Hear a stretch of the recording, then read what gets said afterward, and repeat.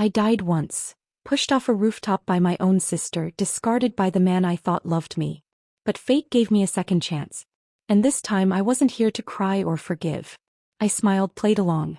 One scandal at a time, I buried them with the same hands they once held down. I didn't come back to survive, I came back to rule. In my past life, my sister Isabel and I married into the King family on the same day. 2 daughters, 2 powerful alliances. Our parents were overjoyed. To them we weren't girls, we were leverage. Tools to secure lifelong prosperity. They liked to parade us around like polished pearls, proud of our perfect skin, poised smiles, and practiced obedience. A dream, they called it. An honor. But they didn't see the cracks. They didn't see how Isabel hated Julian King, the cold second son she had married. He was a man of few words, obsessed with Buddhism and meditation retreats. A recluse in designer suits, he saw no need for romance. And Isabel, who needed constant affirmation, lost her mind in the silence of their marriage. She cheated. And Julian punished her in a way no one could forget. Tied her with prayer beads, locked her up, and handed her over to his social circle like a broken toy. While Isabel's life spiraled, I, Camille Hart, was married to Nathaniel King, the firstborn. Charming, magnetic, heir to crown dominion. People envied me. They saw the roses, not the thorns. The morning kisses, not the cruel indifference behind closed doors. Nathaniel was a man of appetites. Unholy ones. He wore the mask of a gentleman because I held the company's financial reins. I controlled the investments, managed the assets. I was his leash and he hated it. But he played his part. And I played mine. Until Isabel snapped. He pushed me off a building. 27 floors. My body shattered. My blood stained the concrete of Crown Dominion's corporate plaza. My last thought was, this can't be how it ends. Not like this. But fate had a strange sense of humor. Because when I opened my eyes, I wasn't on a hospital bed. I was in my old bedroom. The lilac curtains danced in the breeze. My vanity table stood untouched. My skin flawless. My hands unscarred. My reflection young again. I was 17. And the date on the calendar? The day of our engagement banquet. I didn't scream. I didn't cry. I sat in silence, my breath shallow, hands clutching the sheets as the memories of my last life surged like a tidal wave. The laughter. The lies. The betrayal. The fall. But most of all, the truth. That Isabel, my sister, had hated me long before she ever dared to show it.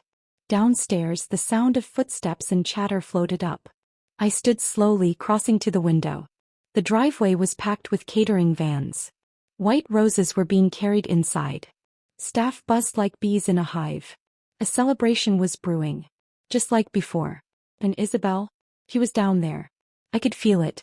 The false sweetness. The venom cloaked in affection. I showered, dressed in the same pale blue dress I remembered wearing that morning, and walked down the staircase with quiet purpose. When I reached the landing, I saw them, our parents seated on the velvet couch, chatting eagerly with a butler. My father looked up, then gestured toward the entry hall. There she is, he said. Our Camille. I turned my head. There she stood. Isabel. Her long curls were pinned in delicate waves, a strand of pearls around her neck. She wore blush pink, soft and feminine, her face glowing with something between mischief and malice. And when our eyes met, I knew. She remembered. Her smile faltered just for a second. The flicker of shock. Of fear. Then it snapped back into place, wider than before. Camille, she said sweetly. There you are. Come quickly. We've had a change in plans. I descended slowly, step by step. Julian just called, she continued, walking toward me, voice high and bright. He's refusing to marry me. He says he's fallen for you. The room stilled. My mother gasped in delight. My father looked stunned. What? I said, my voice low. Oh, don't act surprised, Isabel giggled. Julian said he won't marry anyone but you. Isn't that romantic? My hands tightened at my sides.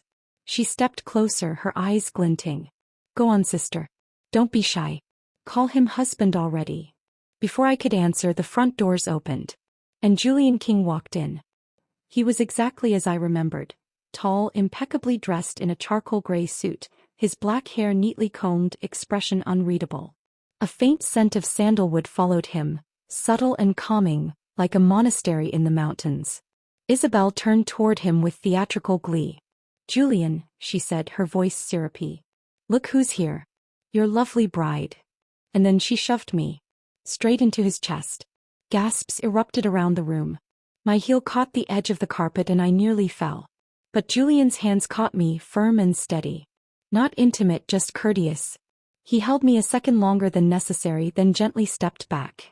Miss Hart, he said, voice smooth and expression blank. Please be careful. I steadied myself, keeping my face demure. Thank you, Mr. King, I murmured. He gave a polite nod and walked past me toward the dining hall. Everyone was staring. My father blinked rapidly. My mother clasped her hands to her chest. And Isabel? She was practically trembling with joy.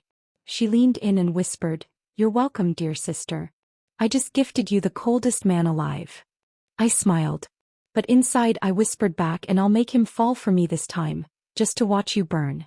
That evening the engagement banquet began in full swing. Crystal chandeliers bathed the ballroom in golden light. Rows of violinists played something classical. Guests arrived in droves. Politicians, business moguls, media elites. The who's who of high society. Nathaniel King arrived fashionably late. He wore a white tuxedo jacket and a smug smile. His gaze swept the room before landing on Isabel. She lit up like a chandelier. Hi, darling, she purred, linking her arm through his. You're late. I'm worth the wait, he murmured back, his lips brushing her ear. I watched from across the room, my hand resting lightly on Julian's arm. He said nothing. He had barely spoken since the incident earlier. But he didn't leave my side. That for now was enough. Isabel caught my eye from across the ballroom. She was glowing. She had seduced Nathaniel in record time. She had won, again. Or so she thought. Let her have her moment. Let her wear the crown of a queen for a night. Because soon her kingdom would fall. I stood perfectly poised beside Julian as our names were called. Julian King and Miss Camille Hart, formally engaged today under the blessing of both families. Applause. Flashbulbs. Cameras whirred. My father beamed. My mother dabbed her eyes with a lace handkerchief. Isabel raised a glass to the crowd, smiling like the devil in pearls. I felt Julian shift beside me. I turned just slightly, my voice so low no one else could hear. You don't have to pretend. I know you're not interested in marriage. He glanced down at me, one brow raising faintly. I won't interfere with your lifestyle, I continued calmly. All I ask is your protection. In exchange, you can count on mine. A moment passed. Then to my surprise, the faintest smile touched his lips. You're not like the others. No, I replied, eyes locked ahead. I'm not. And as the final toast echoed through the hall, I felt it. I wouldn't be the one falling. This time I was going to win. The first day of married life felt exactly as I expected. Quiet, gilded, and utterly empty. Julian didn't come home that night. Nor the night after. Instead, he left a simple handwritten note delivered by a servant. An overseas temple retreat has requested my presence. I will return in 3 weeks. All expenses have been arranged. Julian. That was it. No kiss. No call. No expectations. My wedding dress was still hanging in the closet. My shoes still lined up under the bed like soldiers waiting for a war that never came. And yet I felt nothing. No loneliness. No shock. Because I had lived this life before. Back then his absence had confused me. Made me wonder what I had done wrong. Why he was so disinterested in me. I had tried to win his attention with tea sets and dinners, only to be met with polite silence. This time I knew better. I wasn't here to be loved. I was here to rise. The mansion Julian gifted me was located on the city's most prestigious hilltop, an estate surrounded by cherry blossom trees, with glass walls that framed the skyline like a living painting. 3 personal maids. 2 drivers. 1 personal assistant. And no one to answer to. Even my parents were wary of contacting me. They had secured what they wanted. Alliances. Influence. They had moved on to their next agenda. I spent my mornings walking barefoot across the heated floors, sipping tea from bone china cups, watching the sun rise through crystal panels. My afternoons were spent flipping through old newspapers. The headlines. The financial trends. The business mergers that had happened last time. I took notes in a leather-bound journal, my handwriting as precise as a scalpel. I wasn't investing yet. Not yet. But I was remembering. Calculating. Relearning the world I was about to reshape. Isabel, on the other hand, couldn't stop flaunting herself. Every hour a new social media post. Her and Nathaniel at a 5-star brunch. Her in a red backless dress on his yacht. Her laughing in the passenger seat of his Aston Martin. And of course the hashtags. Hashtag Mrs. King, hashtag Crown Dominionaire, hashtag Wifey Life. It was almost laughable. She had done it, locked down Nathaniel. She must have believed that since she had switched our fates, she had also switched the outcome. That she would now live my past life of power, wealth, and praise. Poor thing. She had no idea she'd married the devil in disguise. A week after the engagement banquet, Isabel called. I stared at the screen for a long time before answering. Her face appeared, perfectly lit, framed by silk pillows and designer wallpaper. Camille, she greeted, voice honeyed. I hope you're enjoying your honeymoon. I smiled softly. It's been peaceful. Peaceful. Her brows rose with feigned sympathy. I can imagine. Julian's not exactly the romantic type. But I'm sure he'll warm up eventually, or maybe not. He is a bit like a statue. I'm sure you remember, I said calmly, watching her freeze for a second. He quickly recovered. Well, Nathaniel is nothing like that. He's so attentive. We're heading to the Riviera next week. Just us, the yacht, and some champagne. She tilted the camera slightly to show a velvet jewelry box in her lap. Inside sat a 16-carat pink diamond.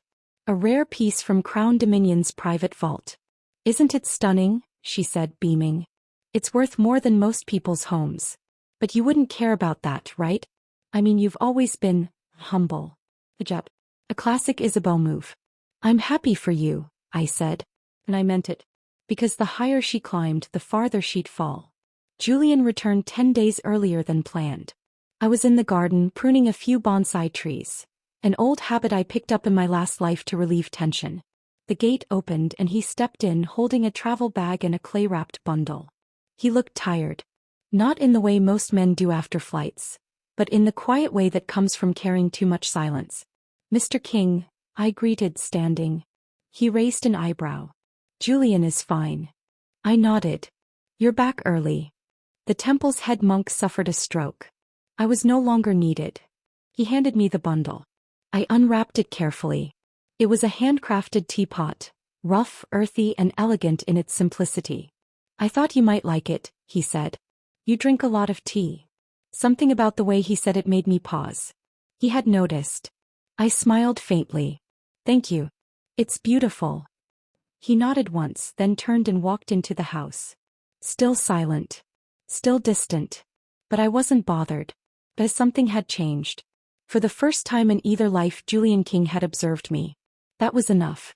A few days later, Isabel hosted a brunch at the Crown Dominion estate. Of course I was invited. The wives of wealthy heirs were expected to make appearances. It was all part of the performance. Smiles, dresses, and subtle daggers. I wore an ivory silk pantsuit and diamond hairpins Julian had mailed from Kyoto. My assistant chose a minimalist Birkin to pair it with. I let her. I wasn't here to impress. I was here to watch. The Crown Dominion estate hadn't changed. Massive crystal chandeliers, Italian marble, 1,000 too many mirrors. Nathaniel loved reflections, especially of himself. Isabel greeted me with air kisses and syrupy sweetness. Camille, I'm so glad you came. Her eyes darted to my bare neck. No flashy necklace. No giant gem. Pure relax. The guests gathered under the glass atrium. Isabel stood beside Nathaniel, champagne in one hand, her other hand resting possessively on his chest. I just want to thank everyone for their love, she said with a practiced giggle. Being married to Nathaniel has been a dream come true. A few women applauded. Some rolled their eyes. She always wanted to be me, Isabel had once told someone behind my back in our last life. Now she finally gets to be Julian's ghost. Well, I was here. And I was very much alive. Camille, she called sweetly, you've been so quiet. What's married life like for you? Monastic. I smiled. Liberating. She blinked. You know, I continued, swirling my glass, some husbands treat their wives like dolls. Others treat them like partners. Julian treats me like an equal. No interference. No theatrics. Just peace. Someone murmured in agreement. Isabel's lips twitched. And besides, I added lightly, between your social media schedule and yacht trips, I'd say you're the one who's been spiritually abandoned. A ripple of quiet laughter followed. Isabel's expression soured. Nathaniel, for all his charisma, offered her no rescue. He was too busy chatting with a redhead in heels 3 inches too high. I stepped back, letting my smile linger just long enough to remind her. I didn't need a man on my arm to win. Later that evening, Julian called for me. I found him in his study, barefoot, seated in lotus position on a meditation mat. Candles flickered around him. I've signed over the estate on Hawthorne Hill, he said simply. I blinked. To me. Yes. You'll manage it from now on. Or sell it. I don't care. I stared at him, unsure. You trust me that much? No, he said, looking at me calmly. I don't trust anyone. But I find you efficient. He stood, straightened his sleeves, and looked at me with those unreadable eyes. You're not what I expected. I stepped closer. What did you expect? A wife who'd try to melt me with affection. Or scream at me for being cold. You did neither. I'm not here to change you, I said. I'm here to survive. He didn't smile. But something softened around his eyes. I suspect, he murmured, you're here to do more than that. He turned and walked out. And in that moment I realized, Julian King may have been cold. But he wasn't blind. The day of Isabel's wedding arrived with the subtlety of a thunderclap. Every society column buzzed with headlines. Crown Dominion's heir marries belle of the elite. Nathaniel King and Isabel Hart tie the knot in unparalleled luxury. A wedding worth over $300 million. It was less a union and more a coronation. Isabel had spared no expense, and she wanted the world to know. The venue was a private island off the coast, bought specifically for the ceremony. The entire guest list had to be flown in by chartered helicopters and yachts. Paparazzi weren't allowed, but high-profile influencers were. And they documented everything. The gowns. The gold-accented altar. The imported swans. I watched it all unfold with detached amusement as Julian's driver dropped me off at the marina. I was dressed in slate gray silk, elegant, understated. My only jewelry was a pair of diamond earrings Julian had gifted me the night before with a one-line note. If you must go, don't embarrass me. He wasn't attending. Of course not. Julian hated spectacle. And frankly, so did I. Still, appearances had to be kept. I was the younger Hart sister. The new Mrs. King's family. The wife of the second son. The perfect prop. The ceremony was designed like a royal fantasy. Rows of fresh orchids arched into floral tunnels. A custom-built glass walkway led down to the beach, where the bride would arrive by gondola. Yes, a gondola. Imported from Venice. I took a seat near the front, crossing my legs as cameras flashed from all angles. Every guest here was dressed to compete, but Isabel had already won. He made sure of it. A dramatic pause. And then, there she was. Isabel Hart, now Isabel King, stepped onto the aisle with a practiced smile and the kind of self-importance only the truly insecure ever learned to perfect. Her gown sparkled with hand-stitched crystals. The diamond tiara atop her head could have fed 10 villages. And around her neck she wore a pink diamond the size of a goose egg. Whispers rippled through the crowd. That's the Rosalind gem. It was locked in Crown Dominion's vault for decades. He gave it to her? Already. She smiled as the buzz built around her. And when she passed my row, she gave me the softest, slowest smirk. I tilted my head in return, my expression unreadable. Enjoy it while it lasts. The vows were performative. Nathaniel placed the ring on her finger with all the sincerity of a politician making a campaign promise. Isabel giggled like a teenager. The crowd clapped. They kissed. Fireworks exploded over the ocean. And just like that, she became Mrs. Isabel King.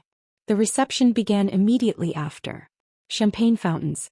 Gold leaf on every dish. A 5-tier cake made of spun sugar and edible pearls. Isabel glided through the crowd, holding Nathaniel's arm like she owned him. Maybe she thought she did.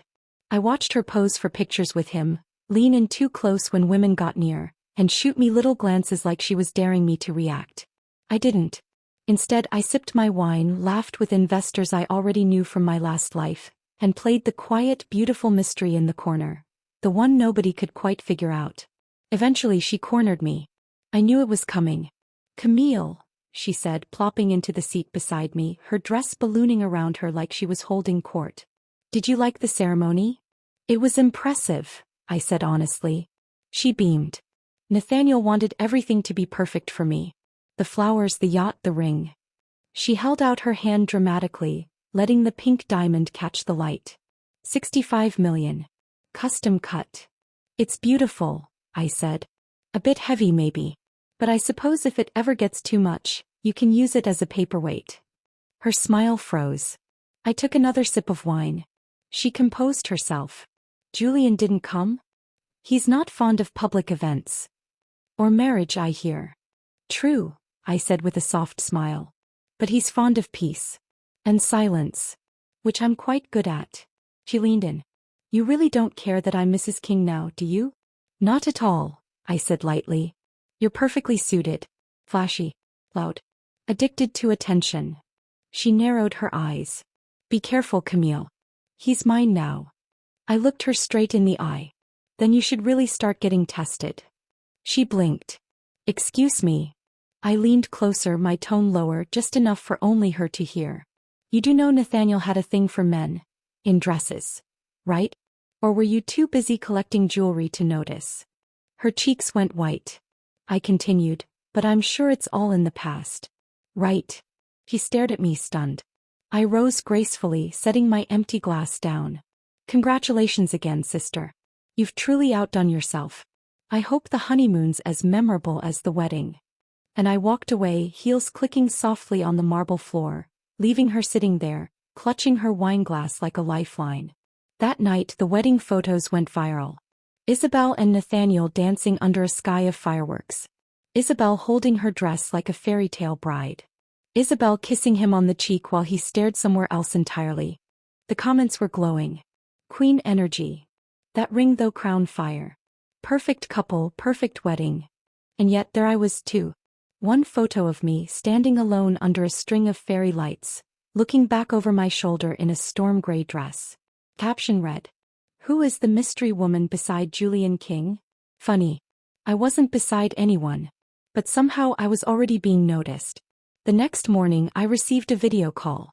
I didn't even check the name. Isabel appeared on screen in a silk robe, her hair perfectly curled, her lips cherry red. "Camille," she said, trying to sound casual. "Just thought I'd show you something." She tilted the camera. There, sitting on the vanity table, was a new necklace. Emeralds this time. Emeralds and sapphires.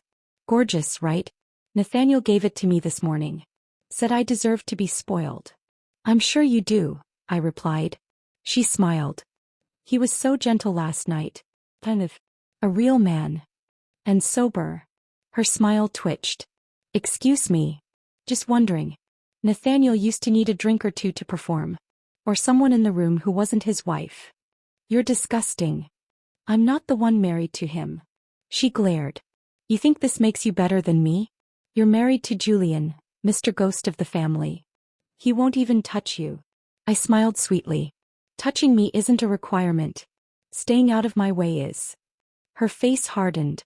"I suggest you enjoy the honeymoon phase," I said calmly. "Because if Nathaniel is anything like before, you'll be spending the rest of the marriage dodging diseases and tracking his location." She hung up, and I smiled. That evening I sat in my garden with a cup of tea, the city lights stretching far below. Julian joined me for the first time in days, dressed in all black, his expression unreadable as always. "How was the wedding?" he asked. "Overdone," I said. She looked like she was auditioning for a throne. He didn't laugh. But he did pour me tea. "She thinks she's won," I murmured. Julian raised an eyebrow. "Has she?" I smiled faintly, swirling the cup in my hand. "No," I said. "She's just set the stage for her downfall." When Julian's mother smiled at me during brunch, I should have known it was a trap. We were seated in the East Pavilion of the King family estate, surrounded by orchids and calla lilies flown in from Osaka. Isabel was gushing about some event she'd hosted at the Crown Dominion Hotel, laughing a little too loudly, her hands fluttering like butterflies as she relished the attention. Julian sat beside me in silence, sipping tea. Across from us, Victoria King, his mother and the unofficial queen of the dynasty, folded her manicured hands and tilted her head. "Camille," she said with warmth that felt too measured, "you've adjusted so quickly. But I do wonder. What are your plans?" "Pie plans?" I asked, pretending not to know where she was headed. "You've always been ambitious, haven't you? And now that you're a king, I imagine you're eager to contribute to the family legacy." Beside me, Julian set his teacup down with a quiet clink. He didn't speak. He didn't have to. His mother's games weren't new. I smiled softly. "Of course. I'd be honored to contribute. If there's a way I can help. I'm ready." Her eyes glittered with satisfaction. "How wonderful," she said sweetly. "The Crown Dominion fashion division has been underperforming." Pause. A smirk. "It's yours." Fashion. Of all things, they gave me fashion. The division had been losing money for years. Multiple directors had come and gone, both local and international. The most recent one had left in tears after an industry blog called the Crown Dominion line, a laughable attempt at couture by bored billionaires. It was, in short, a graveyard. Even Isabel looked startled when she heard the news later that day. "You took it?" she asked, eyebrows raised in disbelief. "Seriously?" "I did." She blinked, then smirked. "Good luck, sister. At least it'll keep you busy while Julian's off chasing his next spiritual awakening." What she meant was, "You're going to fail. And I'll get to watch." I let her believe it. The fashion division headquarters were located in a sleek glass tower downtown, half empty and reeking of desperation. My first day I walked in unannounced. The receptionists barely looked up. The staff clearly thought I was there to pose for photos, play dress-up, or maybe redecorate the executive office. They had no idea. I met with the top-level team that afternoon. 10 managers, 2 design leads, and a marketing director who didn't even bother hiding her boredom during the meeting. I let them talk. Buzzwords. Excuses. Shifting blame. When they were done, I stood. "You're all fired," I said calmly. They laughed. I didn't. "Effective immediately," I added. One by one the laughter died. "You can't just." "I can," I said, turning to my assistant.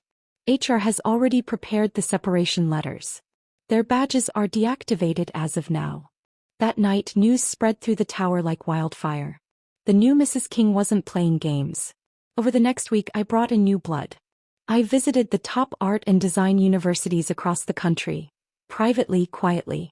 I met with professors, reviewed student portfolios, offered one-on-one mentorships to the most promising candidates. And for those too young or unknown to be noticed by luxury houses, I launched an internal design competition. First prize, $300,000 and a full-time designer contract. Second prize, $200,000 and part-time mentorship. Third prize, $100,000 and portfolio sponsorship. Applicants flooded in. Not for the money, though it didn't hurt, but because finally someone was offering a real platform. I wasn't interested in runway trends or recycled silhouettes. I wanted disruption. Something the market hadn't seen. Something no one would expect from Crown Dominion. Julian didn't ask what I was doing, but he started coming home more frequently. At first it was small things. A note left in my office, "Your Tokyo textile order has arrived." A call from his assistant, "Mr. King has secured you exclusive use of the greenhouse venue for your show." Then one evening, as I was reviewing swatches in the garden, he appeared beside me holding a steaming cup of matcha. "I heard you fired 18 people," he said. 19, I corrected. One tried to sue me for emotional distress. "Did you settle?" I gave him a bonus for honesty and let him go anyway. Julian's lips curved slightly. "You're different." "From Isabel?" "From everyone." He handed me the cup. It was hot, smooth, earthy. Like him. By week 3, the office was unrecognizable. My new team worked like possessed artists. Passionate, exhausted, inspired. Designs were pouring in. Influencer stylists started leaking sketches online. The buzz began to build. I partnered with an up-and-coming digital marketing agency to create a mystery campaign. #Rebirth Crown. No logos. No context. Just one haunting image of a broken porcelain doll pieced back together with gold. Within 48 hours the hashtag trended. Fashion blogs speculated wildly. Is Crown Dominion staging a comeback? A rebranding in progress? The guesses were wrong. This wasn't a rebranding. It was a resurrection. When Julian's mother heard about the campaign, she called Julian directly. "She's reckless," she snapped. "That division is supposed to be a formality, not a circus. Why is she stirring the press?" Julian's answer was simple. "She's making progress." She didn't call again. The day of the launch arrived like a storm held back by silk curtains. I chose the greenhouse, Crown Dominion's most exclusive venue. Glass ceiling, indoor waterfalls, and 1,000 orchids hanging from the beams. The city's elite came expecting a cocktail event. What they got instead was a statement. Models walked barefoot. No music. Just the sound of water and wind. The designs, hybrid pieces blending couture with armor, told a story. Resurrection wore power. When the final model walked down the aisle in a molten gold trench coat stitched with fragments of broken mirrors, the room fell into stunned silence. Then applause. Thunderous. Relentless. I didn't take a bow. I didn't need to. The orders started pouring in before the final guest had even left. That night, back at home, Julian was waiting for me. He was barefoot again, leaning against the doorway, his gaze unreadable. "You didn't just revive it," he said. "You turned it into a weapon." I poured myself a drink. "You gave me a blade," I replied. "I sharpened it." He stared at me for a long time, then walked forward and gently touched my wrist. "Camille," he said, "what exactly are you planning?" I smiled. And for the first time I told him the truth. Everything. Success makes people talk. But disruption, that makes people listen. 2 weeks after the fashion launch, I was everywhere. Front pages. Blog headlines. Industry panels. The rebirth of Crown Dominion fashion. Camille Hartking, the silent strategist. Luxury's cold phoenix. Julian, to his credit, said nothing. But his actions were louder than applause. He appeared at 2 of my press events, standing quietly at the back. Never interrupting. Just observing. But his presence didn't go unnoticed. One magazine captioned us. "The power couple Crown Dominion didn't expect." Isabel, however, couldn't stand it. She had spent weeks basking in her new title, Mrs. Nathaniel King. She believed the world should revolve around her. She thought the hotel division she was handed was a reward for her image, not a test of her competence. And so she did what Isabel always did. She started faking it. Isabel's version of managing the hotel chain included taking over the Crown Dominion Instagram page and filling it with filtered selfies. Hosting tasteless influencer parties in presidential suites. Replacing fine dining chefs with viral TikTok recipe stars. It was a circus. But because I was generating positive press and investor confidence, the company image held steady, for a while. Until I stopped holding it. The first blow was a video leak. A short clip from one of her hotels. Cleaning staff using the same towel to wipe the toilet, the counter, and the guest mugs.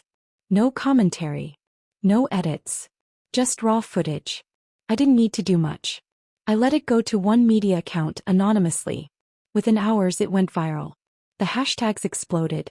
Hashtag Crown Dominion fail. Hashtag hotel horror. Hashtag clean your act up. Isabel tried to spin it. Called it an isolated incident. Claimed the video was staged by competitors. No one bought it. Especially after a second clip surfaced. Then a third. The worst part. She didn't even know how deep the rot went. Because she'd never visited the supply wings. Never spoke to her employees. Never asked how anything worked. She posed. She posted. She smiled. And now she burned. Still, the hotel scandal wasn't enough. She could blame the staff. She needed something unforgivable. So I turned to her jewelry line. Isabel's designs had been praised early on, bold, modern, and unique. Except they weren't. My assistant compiled a side-by-side report. Isabel's latest collection and an indie artist's line from Portugal released 5 years ago. They were identical. The pattern. Even the so-called symbolic engraving. We didn't leak it directly. We tipped off 3 boutique jewelers who had quietly lost clients to Isabel's inflated marketing campaign. They posted first. Outrage followed. The design community devoured her. Plagiarist in pearls, one article called her. And that was just the beginning. I watched it unfold from the rooftop garden of my villa, tea in hand. Julian joined me as the sun set, sleeves rolled, holding a tablet with live analytics. Your name is now trending higher than Isabel's by 6 slots, he said. I assume I've replaced her on the company's homepage? He nodded. The board updated it this morning. She'll notice. She already has. He handed me the tablet. Isabel's public profile was tanking. Comment sections were flooded with gifs of her tripping at events, mistranslating designer names and misquoting Gandhi. It was perfect. The family dinner that followed was unusually quiet. The entire King family gathered at the main estate for the quarterly business roundtable, a ritual of pride masked as protocol. Isabel arrived late. She looked like a cracked figurine glued together in a rush, perfect makeup, trembling lips and eyes shadowed with denial. Nathaniel walked in behind her, distracted, texting. Julian and I arrived together. I wore black satin. My only accessory was the emerald cuff from our Tokyo collection, already sold out and now being scalped online for 5 times the price. As we took our seats, I noticed the difference. Last quarter, Julian and I were seated on the far left, silent placeholders. Tonight, we were beside the head seat. Old Mr. King, the family patriarch, raised his glass and addressed us first. To Julian, he said, voice steady. For securing our company's reputation through quiet competence. Then he turned to me. And to Camille. For proving that legacy is earned, not inherited. Applause followed. I glanced at Isabel across the table. She looked like she was choking on her wine. After dinner, Isabel cornered me near the koi pond, her heels stabbing into the grass. You, she hissed, think you're clever. I don't think it, I said. I know it. Her nails dug into her palm. I will come back from this. Nathaniel believes in me. Does he? I glanced toward the ballroom where Nathaniel was flirting with someone half his age. Her jaw clenched. Don't get too comfortable, she spat. You're not immune. Julian may tolerate you now, but that won't last. He doesn't love you. I stepped closer, lowering my voice. I don't need love, Isabel. I need power. And right now, I have both. She stared at me, speechless. Then I turned and walked away, heels silent on the stone path, the koi shimmering below me like golden ghosts. That night, Julian poured me a glass of sake in the kitchen while I reviewed market reports. I assume that wasn't an accident, he said, handing me the glass. What wasn't? Your sister's fall. I took a sip. I merely stopped protecting her. Julian studied me for a moment, then nodded. There's something else, he said. I looked up. My father asked if I would consider returning to the executive board full-time, he said. Because of your connection to me? No, he said. Because of your performance. And my proximity to it. I smiled. So they're finally realizing the value of the second son.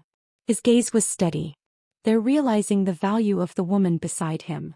Power doesn't collapse overnight. It rots slowly beneath the surface, until one nudge sends it crumbling into ash. Nathaniel had always thought himself untouchable, the golden boy of crown dominion. The first son, the heir, the brand. But I knew better. Because I had seen his darkness from the inside. I had lived with it. Covered for it. Buried the bruises in diamond bracelets and the silence of private jets. In this life I would do none of that. This time I would let him fall, and I would make the world watch. It started with a message. Anonymous, of course.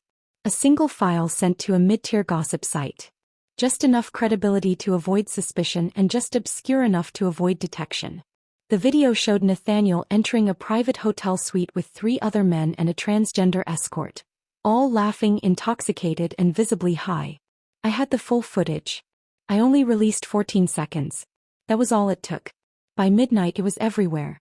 The media detonated. Crown Dominion heir in explicit video scandal. Nathaniel King. Drugs, escorts and secret parties? What happened at the Grand Meridian Suite 510? The video was clipped, blurred and looped endlessly on talk shows. Anonymous sources began coming forward. Stories emerged of hush money, destroyed phones and NDAs issued like candy. And just like that, the man who once stood on stage giving speeches about legacy and morality became a walking scandal. I watched it all from my villa balcony, legs crossed, sipping iced oolong. Julian stood behind me, arms folded. He didn't speak, not until the third video dropped. This one showed Nathaniel surrounded by underage girls, all dressed up and giggling as he poured them drinks. It was old footage. Dated 2 years ago. Buried once. But not this time. This won't just be a PR nightmare, Julian said quietly. I know. It could ruin the family. It'll purify the family. He studied me. Then slowly he nodded. Within 24 hours, Crown Dominion stock dropped 11.3%. An emergency board meeting was called. Investors demanded action. I didn't attend, I didn't need to. Julian went in my place in a perfectly tailored navy suit, speaking little and listening even less. When the vice president's seat was addressed, Julian stood. My brother is unwell, he said smoothly. For the sake of the brand and the integrity of this institution, he must step down, at least temporarily. The word temporarily was a formality. Everyone knew it was permanent. By the time Julian returned that night, Nathaniel had been suspended indefinitely. Isabel called me that night, sobbing. He's innocent, she wailed. You know what this media does. They twist everything. You know him, Camille. You know he wouldn't. I knew him, I said coldly. I knew everything. She gasped. You did this. No, Isabel. Nathaniel did this. You're jealous, she spat. You couldn't handle that I got the better man. I laughed softly. The better man? You mean the one who now faces criminal charges for trafficking and abuse? You're a monster. No, sister, I whispered. I'm your mirror. She hung up. The collapse had only just begun. I turned my attention to Nathaniel's circle, the men he partied with, drank with, covered for. Using a network of private investigators and a few contacts from my past life, I compiled a dossier.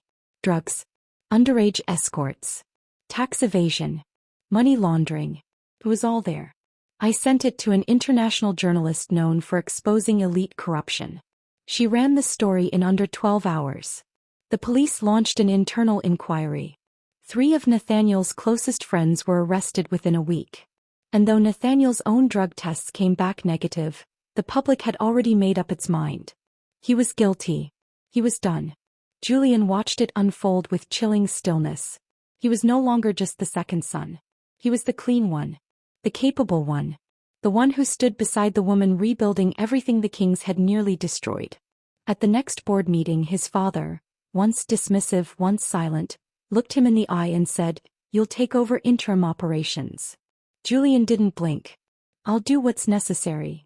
Meanwhile, Isabel was crumbling. Her designer post stopped. Her flawless photos disappeared. She was seen outside a clinic wearing sunglasses and a scarf, pushing past reporters as they screamed questions. "Did you know about the underage girls? What about the drugs? Is Nathaniel hiding at your estate?"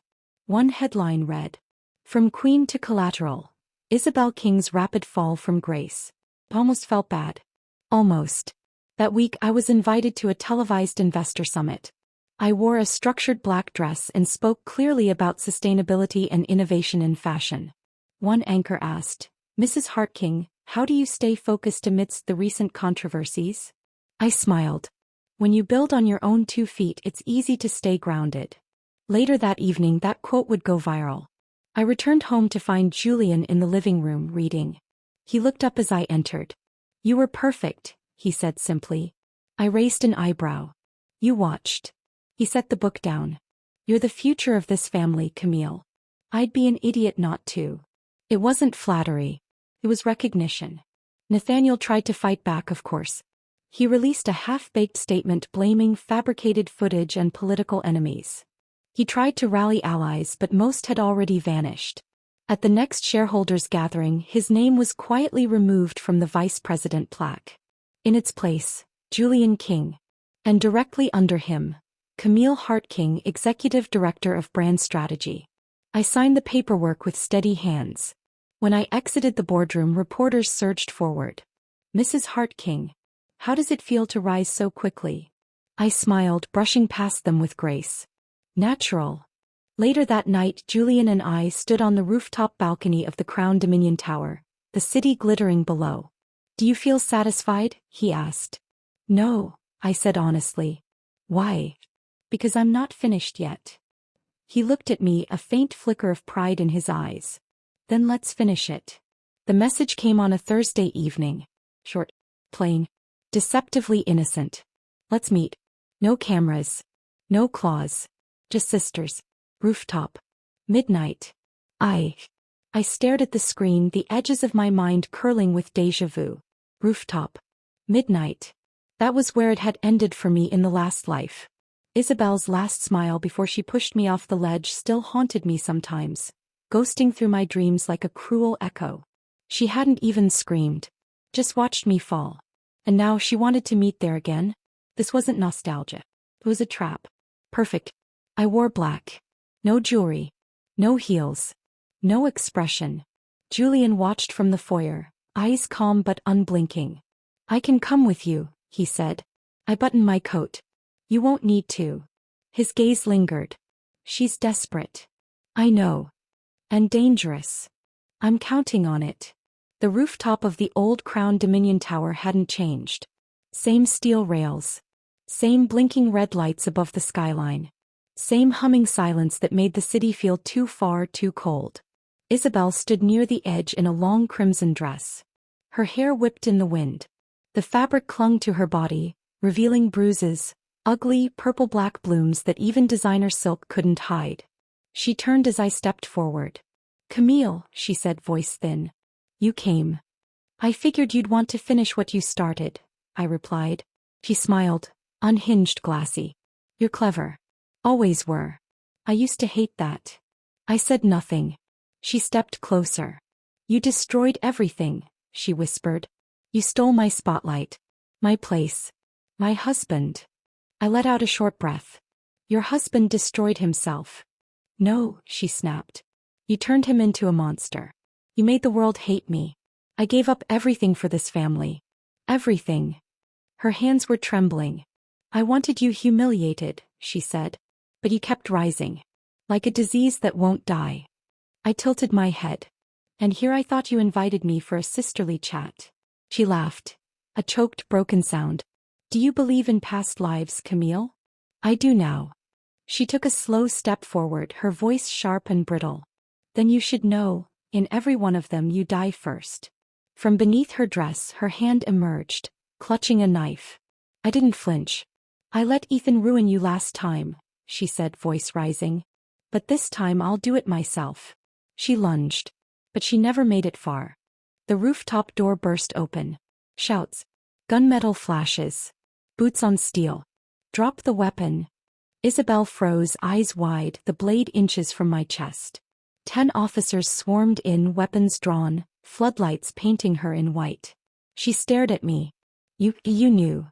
I knew the moment you signed the invitation. I stepped back as 2 officers tackled her to the ground. The knife clattered across the concrete. She screamed, rage, shock, betrayal. I crouched beside her as they cuffed her wrists. Don't worry, I whispered, voice soft. You won't die today. That would be merciful. And you don't deserve mercy. Her eyes filled with fury and fear.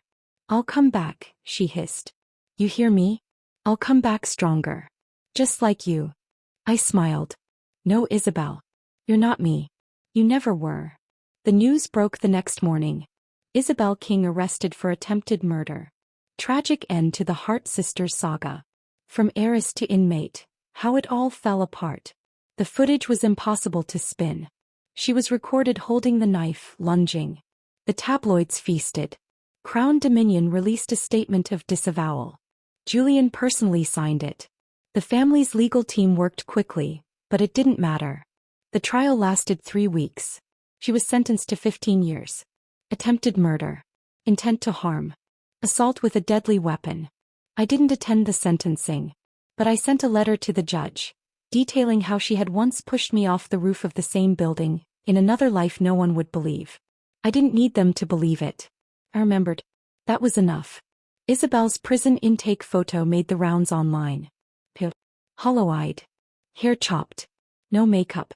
The girl who once measured her worth in diamonds and followers now wore a numbered jumpsuit and rubber slippers. A few family members visited in the beginning. By the 3rd month, even those stopped coming. She faded. Exactly how I planned. At home, Julian placed a thin silver bracelet around my wrist. A lotus flower charm dangled from it, hand-carved, smooth. "She almost got you again," he said, voice tight. "She never stood a chance. She hates you. She envied me. She wanted to destroy you." I looked at him. "She made me." That night I stared at the ceiling of our bedroom, rain pattering softly against the windows. 15 years. That's what they gave her. But time, I knew, was just the beginning. I had placed insiders on her cell block. Officers who owed me favors. Inmates who needed protection. Nurses. Guards. She would live every day remembering what she lost. The world she tried to bury me in. Now she was the one drowning in it. And the day she walked out of that prison? That would be Judgment Day. It began as most revolutions do, with silence. No grand press conference. No victory parade. Just a quiet announcement from Crown Dominion's board of directors. Effective immediately, Mr. Julian King will step into an advisory role as Chairman Emeritus. All operational authority will be transitioned to Mrs. Camille Hart King, now appointed President and Chief Executive Officer of Crown Dominion Group. It was a single paragraph. But it echoed across industries. The shareholders' room was still as Julian stood at the head of the table, tall and composed in an ash-gray suit.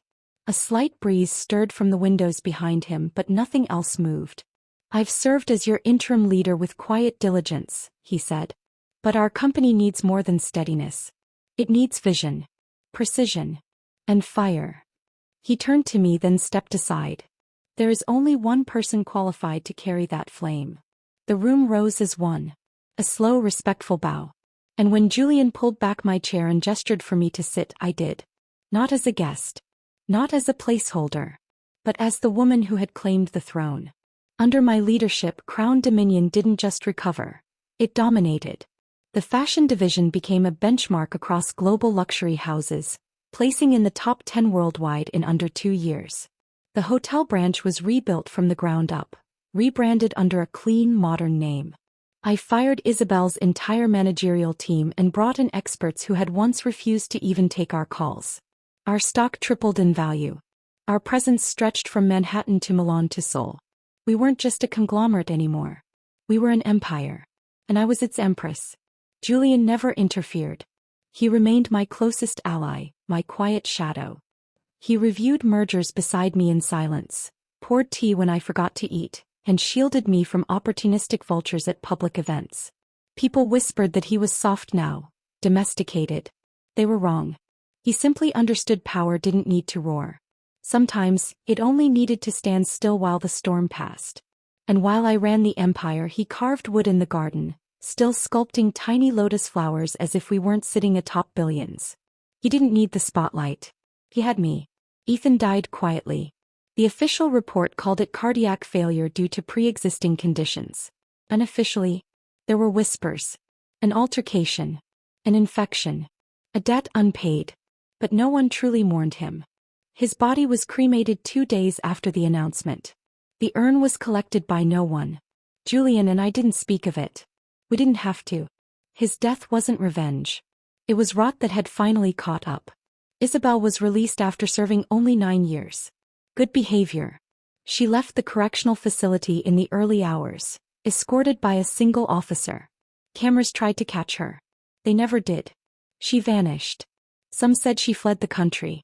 Others claimed she changed her name and lived in a small town selling costume jewelry to tourists. I didn't investigate. Her vanishing act wasn't an escape. It was the final surrender. She would never reclaim anything again. Not her name, not her dignity, not her shadow. And she knew it. That was enough for me. I sat alone in the private penthouse one night, overlooking the city I now owned in every corner, from the billboards flashing my brand to the headquarters that bore my name. A soft knock sounded at the door. Julian stepped in, a simple black tray in hand. On it, jasmine tea and a carved wooden lotus with a tiny gold inlay at the center. He set the tray beside me, then sat silently. We watched the lights in silence. Then he reached for my hand. "I used to wonder," he murmured, "what it would feel like to matter to someone. You matter to me." His fingers curled around mine. "You have everything now," he said quietly. "Power, wealth, control. No one can touch you. I turned to look at him, my voice low. Then why do I still want more? He smiled. Because the world hasn't seen what you'll do next. My empire didn't rest on legacy. It rested on war. On ashes. On every betrayal I turned into a stepping stone. Isabel tried to bury me. Ethan tried to use me. They both forgot, I wasn't born to obey. I was born to conquer. So when Forbes called me the woman who had it all, I didn't correct them. Because I did. And I still wanted more. Not out of greed. But out of hunger. The hunger to never be powerless again. The end.